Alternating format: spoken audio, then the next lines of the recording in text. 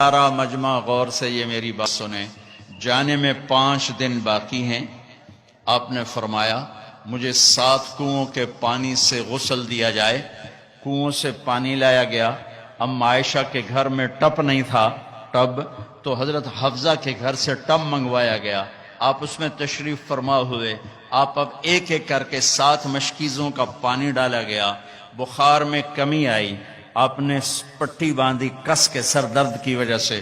علی و عباس رضی اللہ عنہما کے کندھے پر ہاتھ رکھا اور پاؤں پوری طرح جم نہیں رہے تھے ضعف کی وجہ سے۔ آپ ممبر پہ تشریف لائے۔ اب سننا اپنے نبی کی بات۔ لوگوں، ایک زمانہ گزار کے جا رہا ہوں، میں نے کسی کا حق مارا ہو مجھ سے اب لے لو، کسی کو تھپڑ مارا ہو بدلہ لے لو، کسی کو چھڑی ماری ہو بدلہ لے لو۔ قیامت کے دن میرے خلاف کوئی دعویٰ نہ کرنا۔ یہ وہ ہستی ہیں جن کی طفیل جنت ملے گی، جہنم سے نجات ملے گی، جن کی طفیل حساب کتاب شروع ہوگا، جن کی طفیل قوموں کی قومیں جنت میں جانے والی ہیں۔ فرما رہے ہیں مجھ سے یہاں بدلہ لے لو، میں حاضر ہوں، بدلہ لے لو، میں حاضر ہوں، کوئی حق مارا ہو حق لے لو۔ میرے بھائیو، میرا دیس اندھیروں میں ڈوبا ہوا ہے۔ اسی دیس میں پروان چڑھ کے اس عمر تک پہنچے ہیں۔ ظلم و ستم سے بھرا دیس ہے۔ میرے دیس کا مالدار ہی ظالم نہیں، طاقتور ہی ظالم نہیں، میرے دیس کا غریب بھی ظالم ہے، ریڑھی والا بھی ظالم ہے۔ اور کائنات کی سب سے عظیم ہستی فرما رہے ہیں میں نے کسی کا حق مارا ہو تو لے لو، یہاں لے لو۔ سب رونے لگے، کوئی نہیں بولا۔ آپ اترے، ظہر کی نماز پڑھائی، اس کے بعد دوبارہ ممبر پر تشریف لائے اور پھر فرمایا کہ میں نے کسی کا حق مارا ہو، میں نے کسی کا حق دینا ہو بولو۔ تو پھر ایک صحابی کھڑے ہوئے، کہنے لگے یا رسول اللہ آپ نے میرے 3 روپے دینے ہیں، 3 درہم۔ تو آپ نے فرمایا ہاں میں نے دینے ہوں گے پر مجھے ذرا یاد دلا دو۔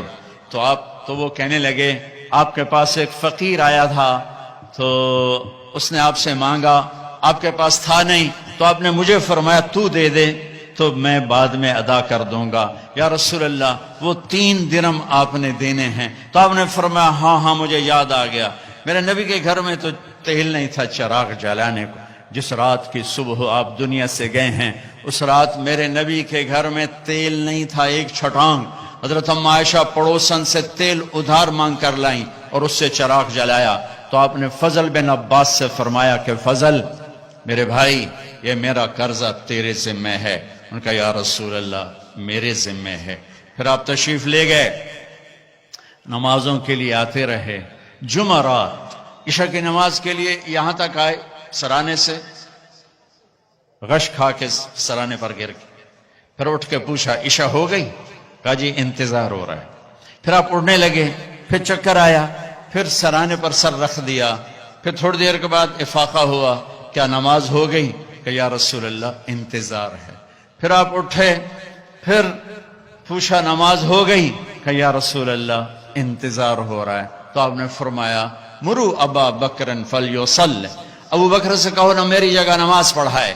ابو بکر پیچھے کھڑے تھے، عمر پہلی صف میں تھے۔ صحابہ نے عمر کو آگے کر دیا کہ نماز ہی پڑھانی ہے۔ جب انہوں نے اللہ اکبر کہا اور اللہ کے نبی نے سنا تو آپ نے کمرے کے اندر سے اعلان فرمایا عمر کو پیچھے کرو، ابو بکر کو آگے کرو، میرے رب کا فرمان ہے میرے مصلی پر ابو بکر کے سوا اور کوئی کھڑا نہیں ہو سکتا۔ نماز کو روکا گیا، ابو بکر کو آگے کیا گیا اور آپ نے عشاء جمعرات کی 5 نمازیں ہفتہ اتوار، جمعہ ہفتہ اتوار 5 نمازیں، یہ سو پیر کی 16۔ ہفتے کے دن ظہر کی نماز پر ابو بکر نماز پڑھا رہے ہیں۔ میرے نبی وہاں سے آتے ہیں آہستہ آہستہ چلتے ہوئے آسرے کے ساتھ۔ ابو بکر کی نظر پڑتی تو ایسے پیچھے ہٹنا شروع ہو جاتے ہیں کہ اب شاید میرے نبی مصلی پر کھڑے ہوں گے، تو ایسے ہوتے ہیں ایسے۔ تو آپ نے ہاتھ کا اشارہ کیا کھڑے رہو کھڑے رہو، تو وہ پھر ایسے آگے ہو جاتے ہیں۔ تو میرے نبی الٹے ہاتھ آ کر ابو بکر کے پاس نیچے بیٹھ کر ظہر کی نماز ادا فرماتے ہیں اور پھر کمرے میں تشریف لے جاتے ہیں. یہ آپ کی آخری آمد تھی امت کے پاس. پھر اس کے بعد آپ باہر نہیں تشریف لائے. پیر کا دن آ گیا, فجر کی نماز صحابہ پڑھ رہے, آپ نے ایسے ذرا سا دروازہ کھولا اور اپنی امت کو یوں دیکھا. تو حضرت انس فرماتے ہیں عشق و محبت میں ہمیں یاد ہی نہیں کہ ہم نماز پڑھ رہے ہیں. ہم سب نے نماز میں اللہ کے نبی کو دیکھنا شروع کر دیا. ایسے گھر ہمیں یاد ہی رہا. تو چونکہ ادھر دروازہ تھا تو سب نے ایسے یوں دیکھنا شروع کر دیا, تو آپ نے دروازہ بند فرما دیا. اندر تشریف لے گئے. اشراق کا وقت ہوا تو آج 12 ربیع الاول ہے. آج واپسی شالا ٹر دے سجن کوئی نہ ویکھے, ڈھے پمدے نے کنگرے ہاں دے, اچیاں باہیں تے لمیاں ڈھائیں تے ہوندے وین کسے دے نہ دے. یہ میری زبان کی شاعری ہے, تمہیں سمجھ میں آئے نہ آئے. بات بڑی کی ہے خواجہ غلام فرید صاحب نے. تو آپ نے تمام ازواج کو بلایا, تمام بیگمات کو بلوایا, سب کو ملے, بات کچھ نہیں کی, ملاقات کی, رخصت فرما دی. پھر اپنی بیٹی فاطمہ کو بلوایا, ان کو پاس بٹھایا, ان کے کان میں کہا بیٹی آج میں جا رہا ہوں. تو وہ رونے لگی. تو آپ نے فرمایا ادھر کان قریب کرو. پھر قریب ہوئی, کرو نہیں, سب سے پہلے تو میرے پاس پہنچے گی. 6 ماہ کے بعد بیٹی بھی اپنے باپ کے پاس پہنچ گئی, صرف 24 سال کی عمر میں. 24 سال کی عمر میں. اس کے بعد علی کو بلایا, داماد, ان کا سر اپنی گود میں رکھا اور ان کے سر پر کمر پہ سے ہاتھ پھیر رہے ہیں, ہاتھ پھیر رہے ہیں, ہاتھ پھیر رہے ہیں, دعا دے رہے ہیں, دعا دے رہے ہیں. رخصت فرمایا. پھر سب سے آخر میں حسن حسین کو بلایا اور جو ہی گلے سے لگایا ساتھ ہی آنسو شروع ہو گئے, ساتھ ہی رونا شروع ہو گیا. مجھے لگتا ہے, میں نے کہیں پڑھا تو نہیں, لگتا ہے آگے دیکھ لیا ہوگا کہ ایک نواسا زہر میں تڑپ رہا ہے اور ایک کا سر کٹ کے نیزوں پہ چڑھ رہا ہے. اس منظر نے رلا دیا, اس منظر نے رلا دیا, لیکن کچھ نہیں بولے, چپ کر کے رخصت فرما دیا. تھوڑی دیر گزری تو جبریل آ گئے, اندر آ کے کھڑے ہو گئے. آپ نے فرمایا کیا بات؟ عرض کی ملک الموت دروازے پہ کھڑا ہے, اندر آنے کی اجازت مانگ رہا ہے. ہاں, جہاں موت پوچھ کے جائے وہ کیا دربار ہے. آپ نے فرمایا آ جائے. تو ملک الموت اندر آئے اور آ کر عرض کی السلام علیکم یا رسول اللہ. پھر کہنے لگے میں نے آج تک کسی کو سلام نہیں کیا, آپ پہلی ہستی ہیں جنہیں میں سلام کر رہا ہوں.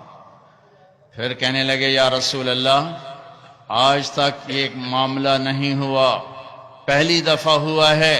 اللہ نے فرمایا پوچھ کے اندر جانا, بن پوچھے نہ جانا.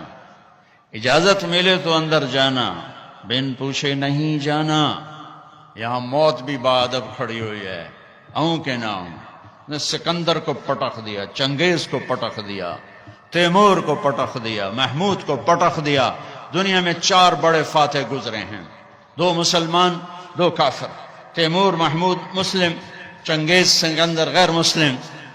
پٹک کے رکھ دیا. یہاں ملک الموت کھڑا ہوا ہے, اندر آ جاؤں؟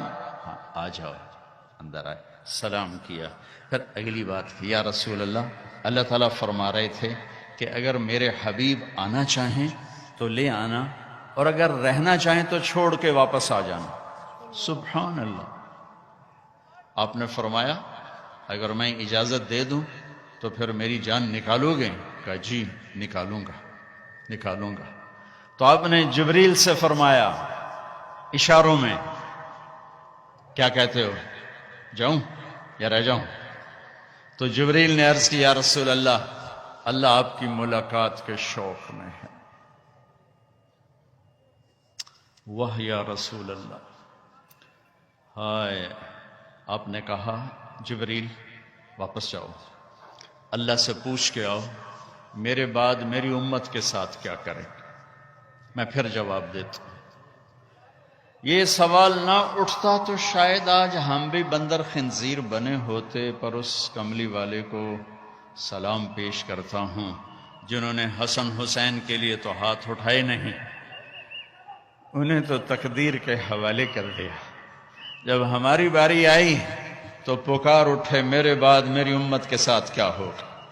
تو جبریل واپس گئے، پیغام لائے کہ اللہ تعالیٰ فرما رہے ہیں اے میرے محبوب، ہم آپ کی امت کو آپ کے بعد تنہا نہیں چھوڑیں گے. مجھے اس کی عزت کی قسم جس نے ہمیں جمع کی اور سن رہا ہے، میرے نبی کی یہ دعا نہ ہوتی تو جو کچھ امت میں ہو رہا ہے، کوئی بندر بنتا، کوئی خنزیر بنتا، کوئی کتا بنتا، کسی پر پتھر برستے، کوئی زمین میں دھسایا جاتا. میرے حبیب کے آنسو میرے نبی کی دعائیں ہیں جنہوں نے اللہ کے آئے عذاب پلٹا دیے، الٹا دیے، ہٹا دیے. ہائے بھائیو، میرے نبی سے تو پوچھا گیا، پھر جب آپ نے ملک الموت کو اجازت دے دی